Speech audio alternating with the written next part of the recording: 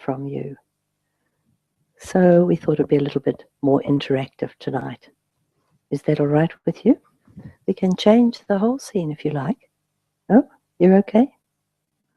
Good. Then I'll leave it to Tim. Okay.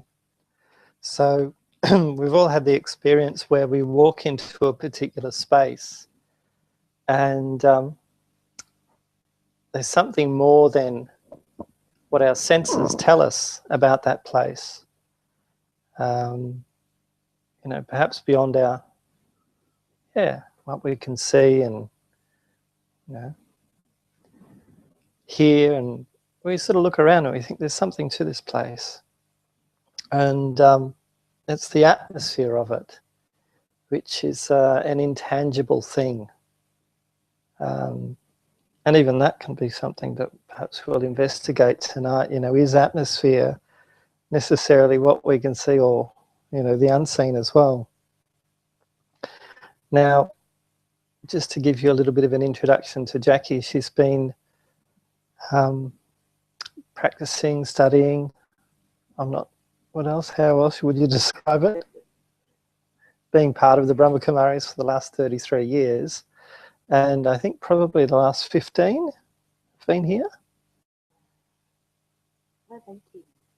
18. We've been here 19. We've been here 19 years, you know. Yeah. Next year's our 20th year. Yep. So we could start promoting a party now. Yeah. Creating the atmosphere for a good show.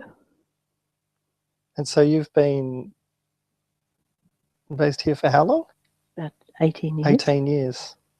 And I suppose one of the reasons I thought it was a good topic was that so often people, as soon as they enter the gate, you know, they just come into the grounds, and immediately they feel that it's a different atmosphere.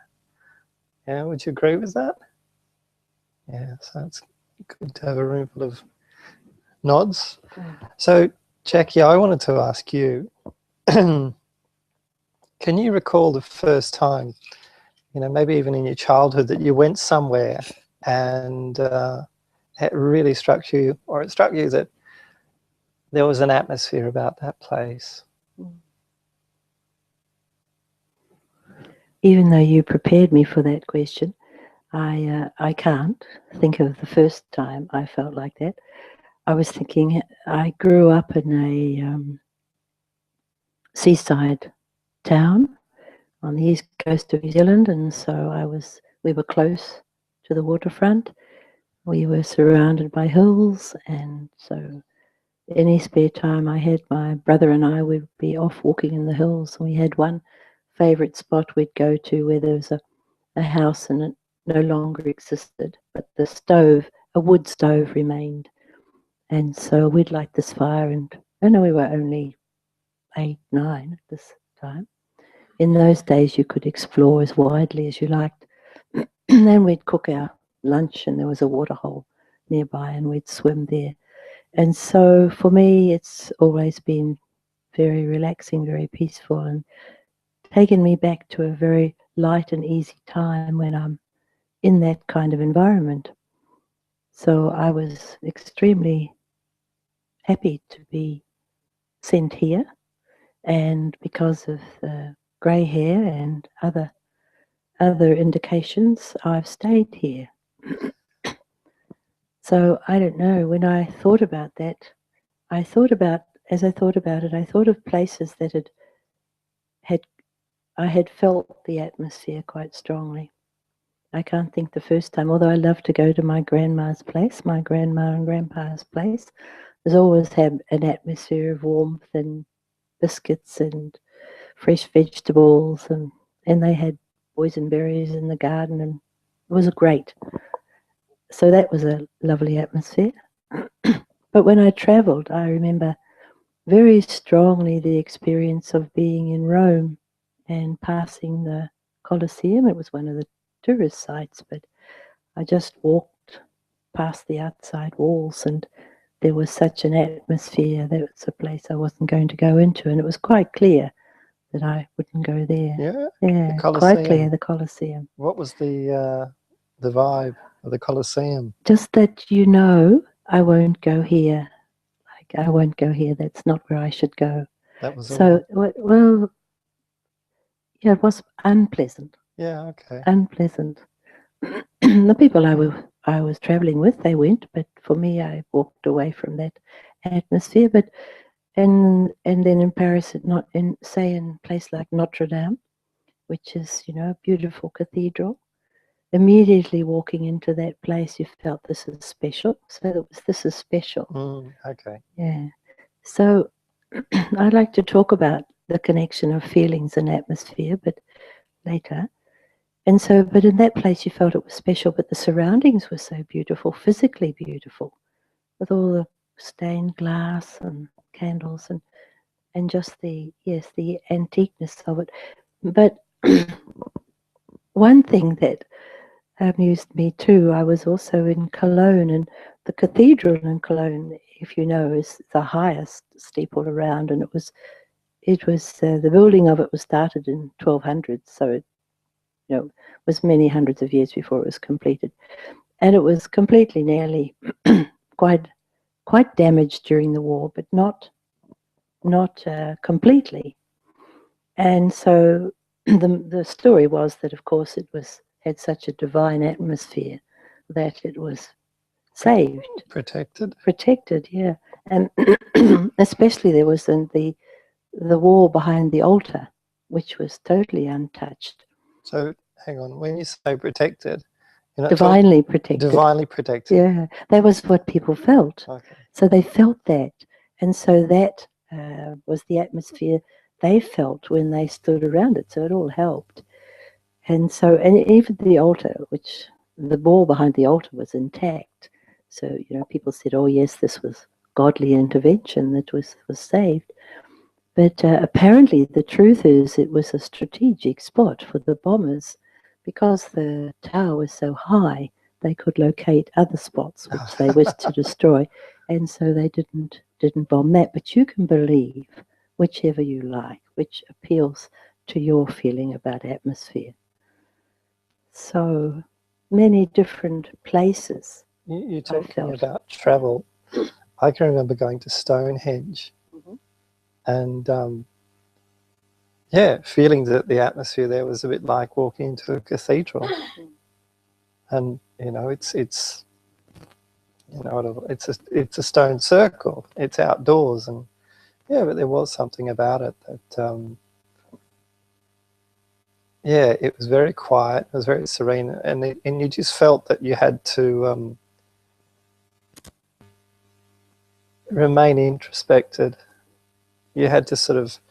It didn't seem appropriate at all to get rowdy or anything like that. It was like the atmosphere required that you maintain a sense of introspection. So that was interesting. So to what extent do you think it is that like the decor of the place, like you walk into a church and immediately you sort of say, okay, it has a history, or you're talking about the way it was decorated and these kind of things. Do you think it's just that we read what's around us?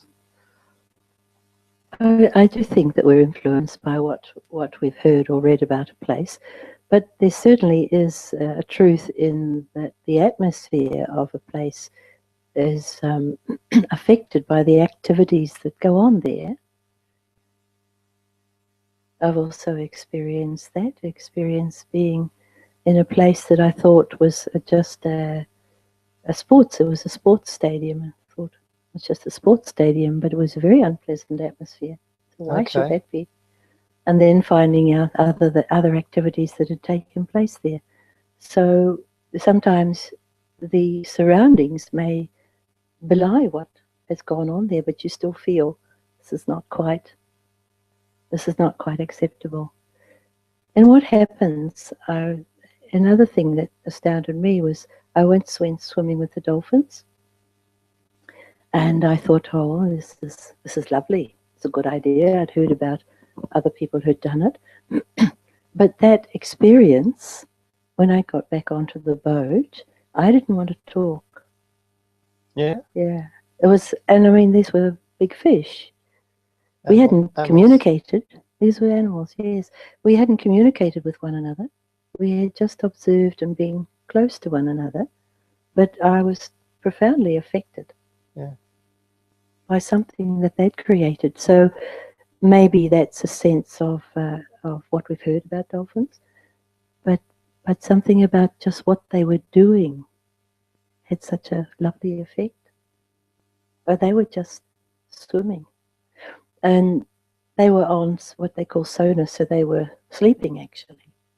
So I was above them like that, and they were there. They were huge, and they were just drifting. But it was such a beautiful connection. I don't know, was it a connection? But I do know that I didn't want to break the silence when I got back on the boat. Oh. So something about that atmosphere was very powerful. Eh? Anybody done it? Yeah, wonderful. And I don't know if you tell me if I'm going off track, but I was talking to someone just in the last few days. That's what brought this back into my mind. And she had had the experience with whales. And I think it's close here, isn't it, on the coast? And she said that because she's connected with animals, she does animal rescue work.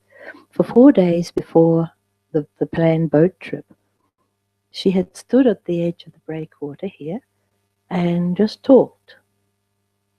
I think she just announced she was coming or something. She didn't tell me the details of what she said. Pity, we could have promoted it. But she talked.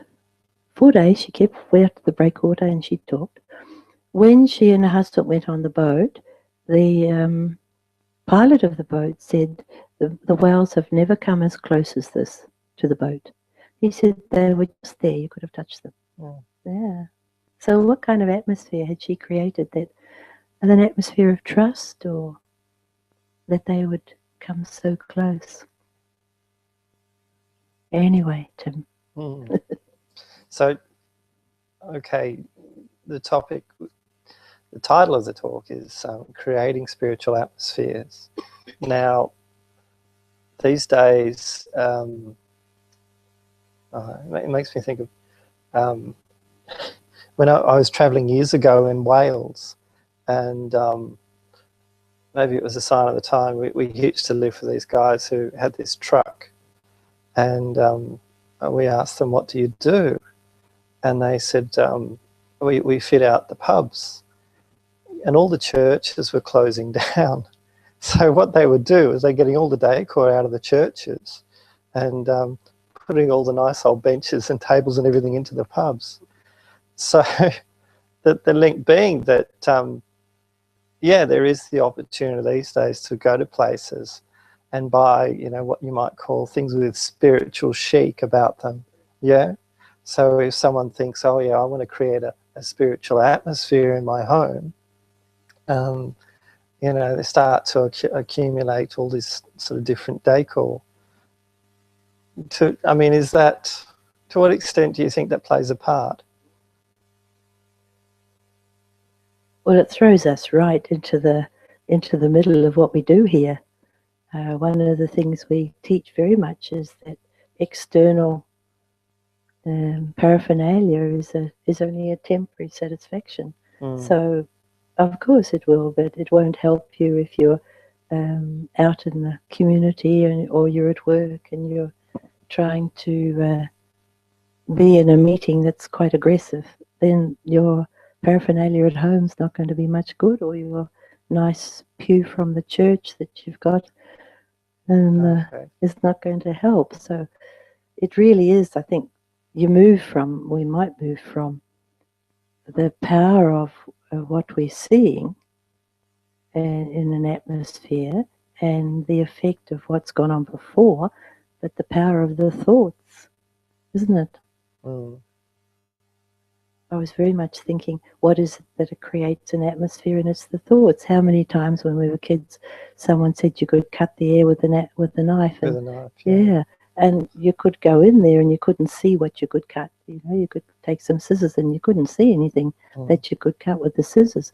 But there certainly was a feeling that it was a heaviness, and it was what had gone on before.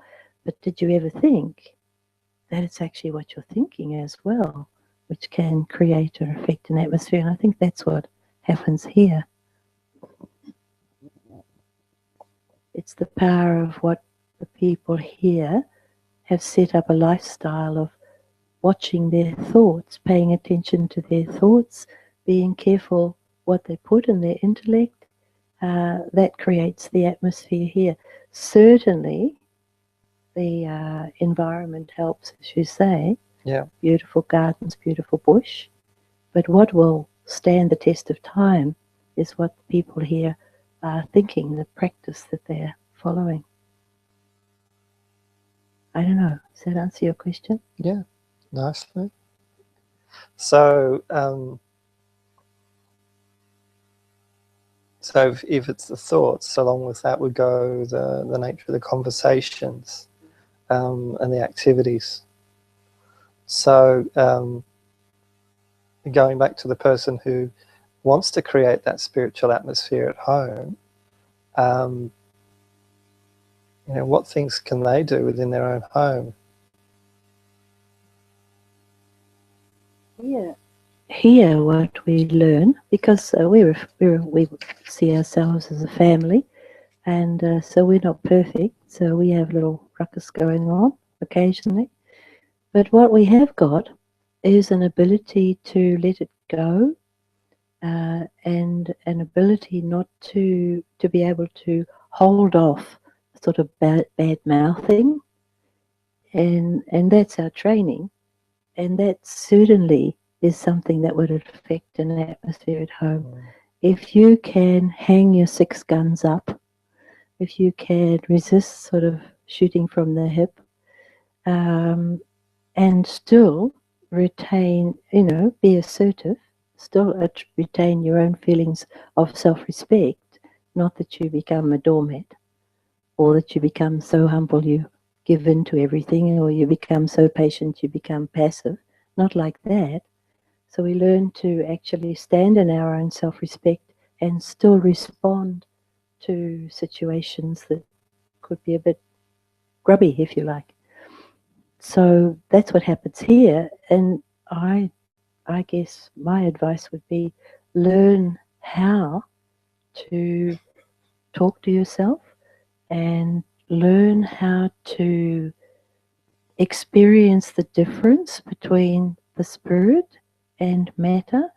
So, that sounds a bit gobbledygook, but understand that there's a being that's using this material, this body. And when you do that, you sort of understand that there's favorite point of mine.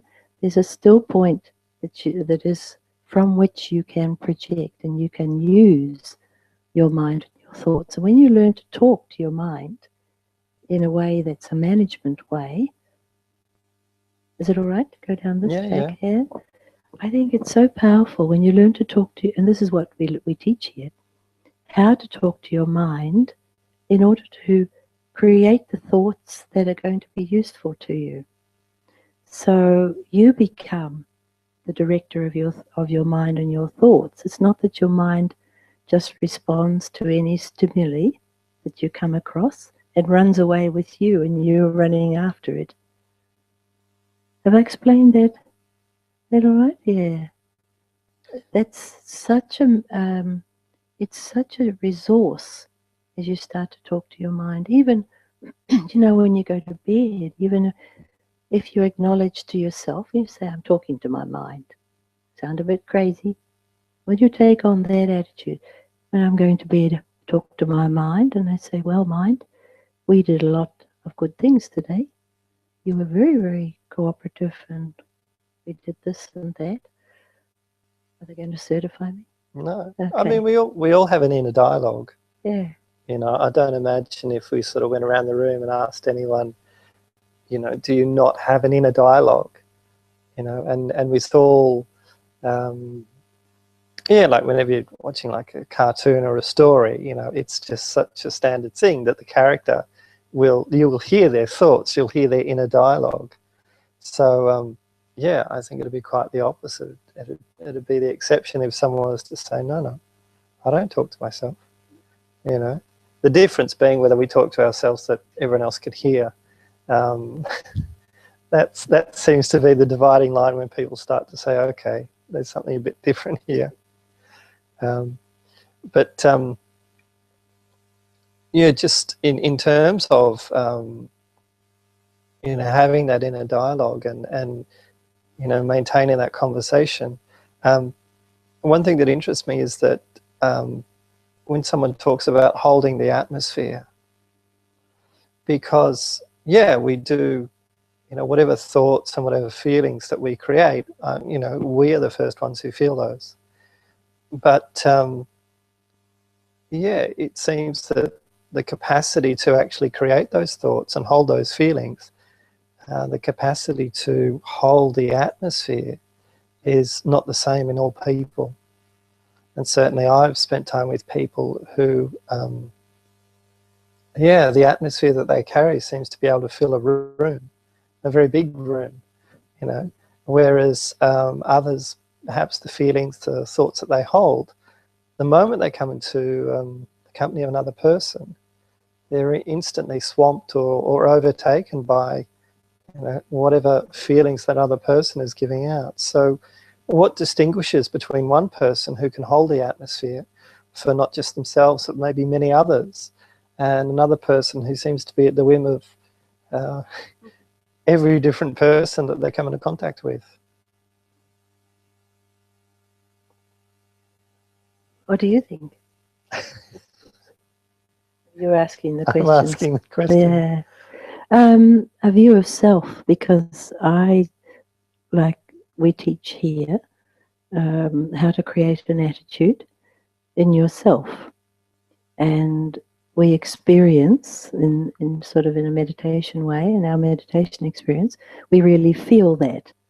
And so when we're feeling that, we understand that is affecting our environment. So we're creating an atmosphere around ourselves. And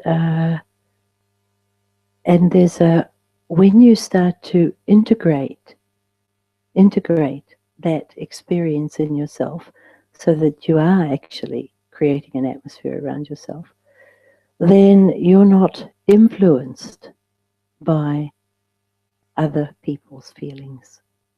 So you've got an internal concentration, and that's a concentration on feeling peaceful, feeling serene, and having that atmosphere around yourself. And so when you come with someone else, you're open, is that you have good feelings and you appreciate them, but they don't penetrate you. You don't buy into what's going on for them or with them. Now that takes practice, but it also takes experience. When you experience yourself as being able to hold on to good feeling, then that's really, again, that's such a resource.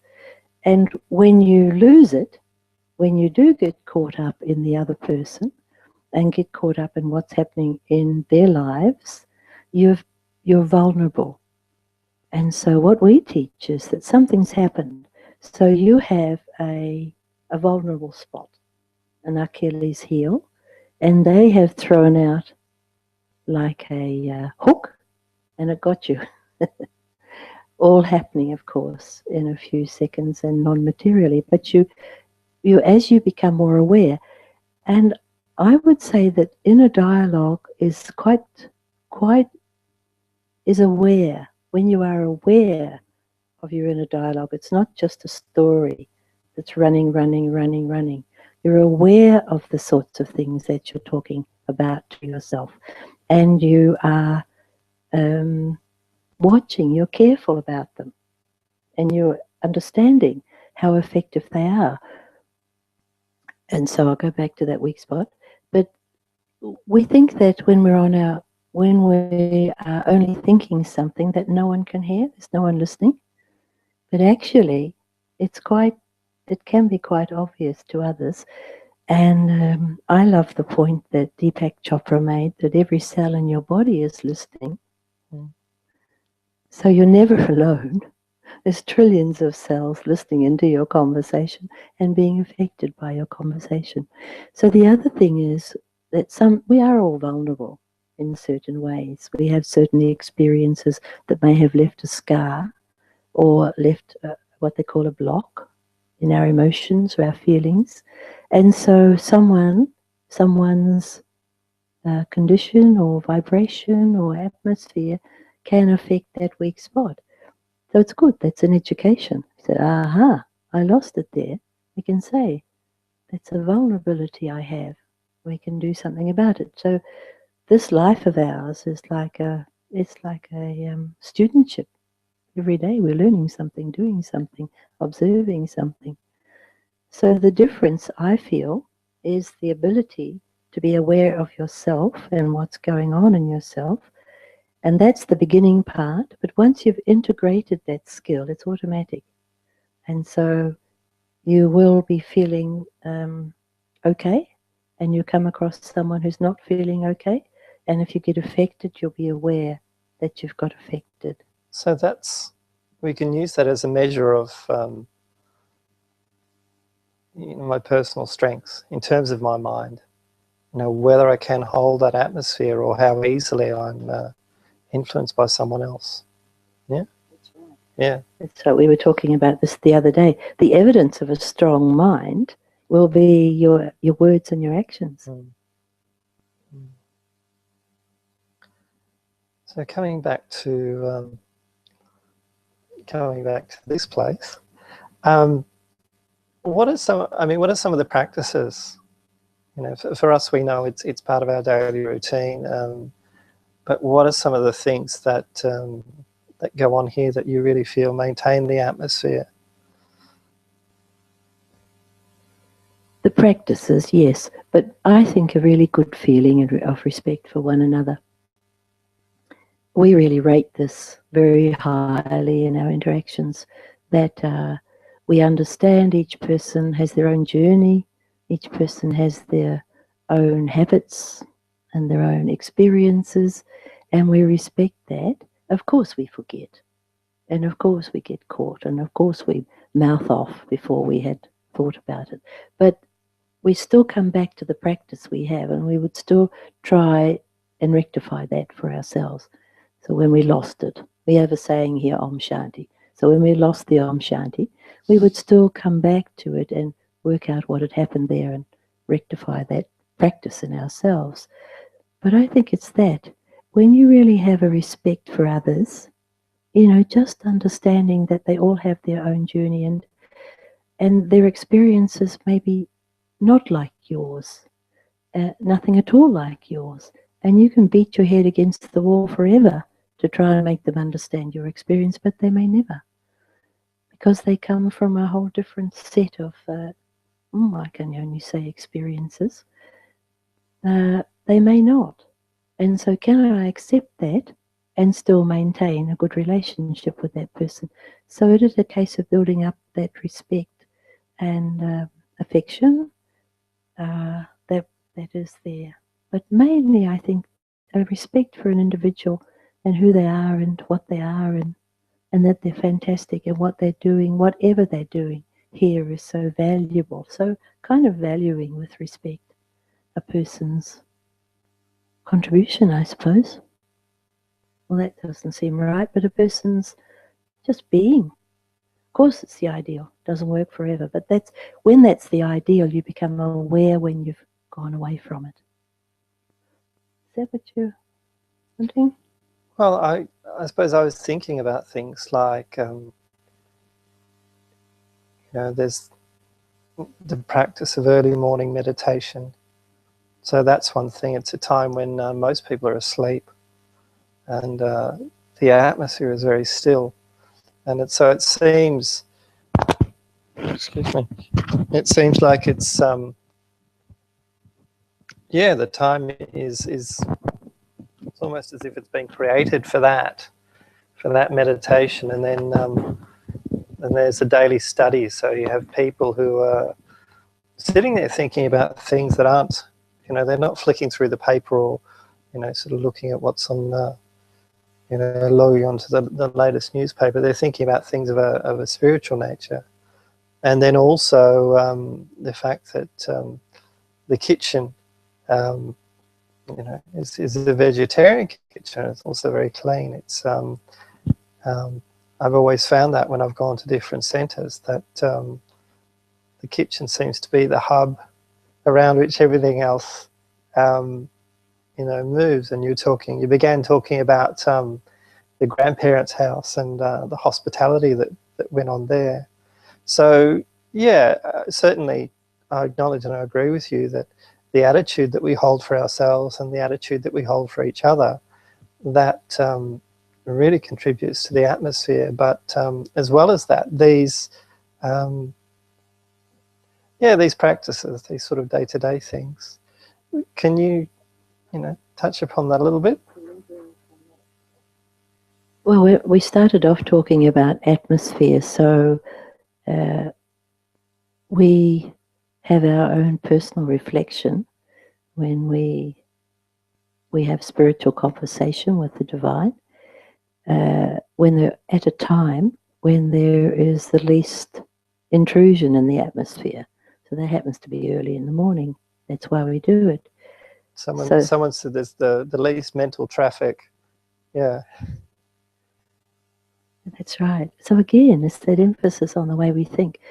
So we do practice our own study and our own efforts, our own self-talk early in the morning, and we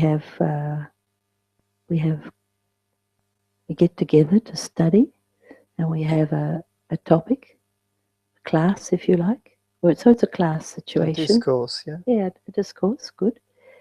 And then we follow a fairly good routine during the day, and we have here because we're in this place, but you can do this elsewhere too, some music plays every hour, and at that time we stop what we're doing physically and mentally, and we shift into some nice thought that's related probably to the class in the morning.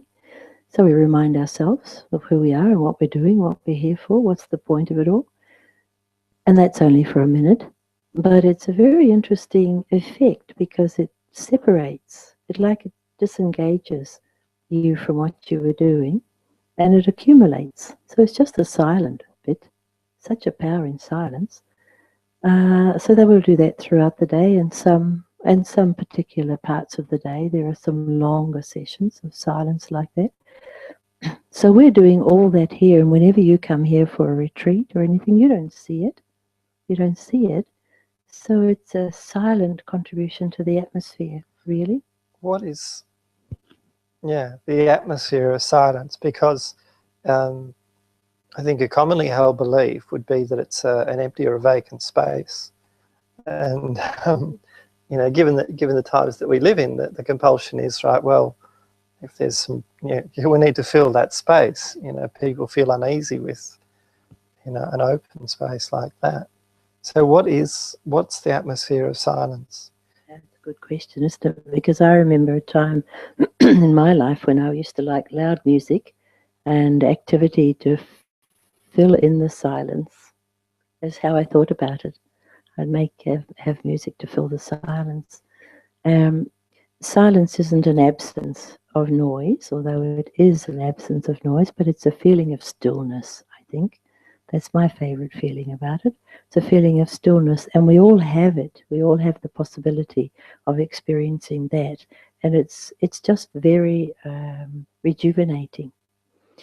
And we started off tonight with this idea of listening, and I find that listening kind of pulls us into a silence, because if I say to you, is there someone at the door? Is there? No, I don't think so. Okay. Mostly then people would say, oh, and so all the senses would be fixed towards hearing it. And so there's a silence in which you're actively listening.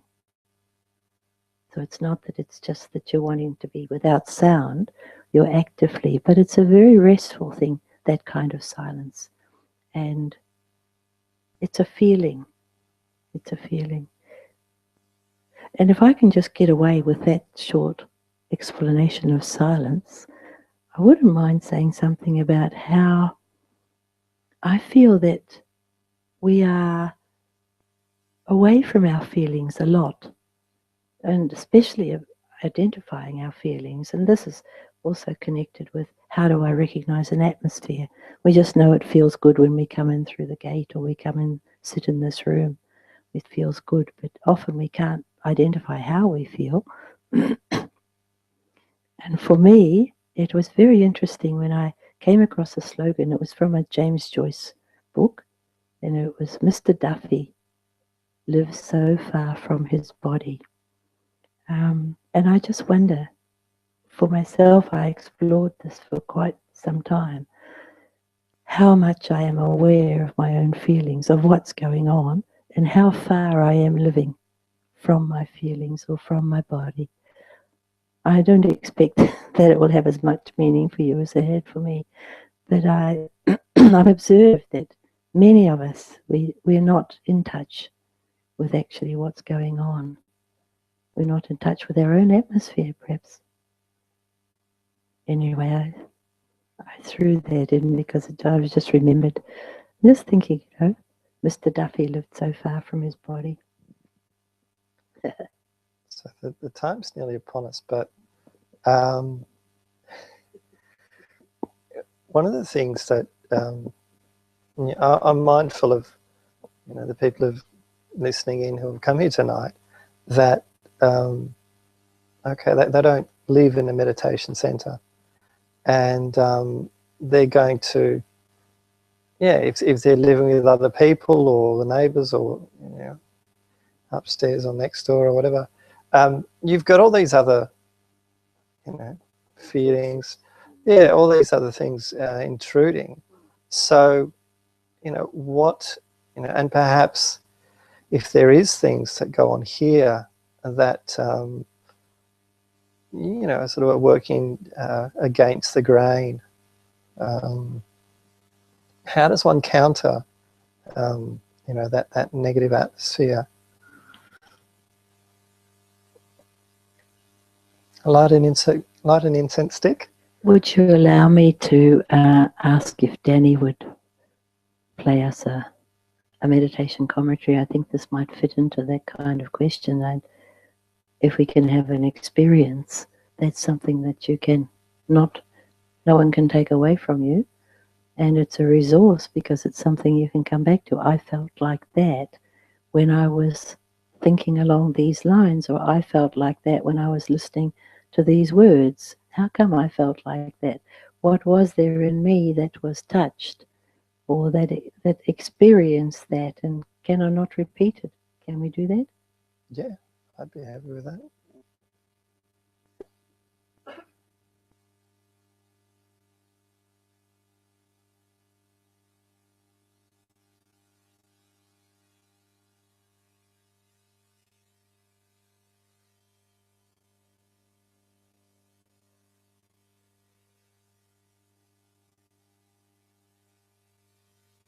Peace. One of the qualities that all human minds are searching for at this moment in time is peace. How many times do people say, I want peace of mind? Because without peace, there can't be stability, there can't be focus, everything appears chaotic. And very easily, when there's no peace, then negativity becomes stronger. Let us look